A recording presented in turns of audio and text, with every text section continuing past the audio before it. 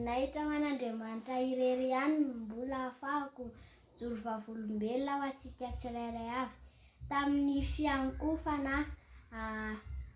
fiankofana dia nahita fahitana zany za tamin'ny io fiankofana io tamin'izay nangataka ny Fanahy Masina dia nahita tanana mafana be mihitsy mipetaka eo amin'ny lohako dia ny lohako tena mamay be mihitsy vao mipetraka eo amin'ny lohako ilay tanana mamay dia voninahitra ho an'Andriamanitra irery ihany.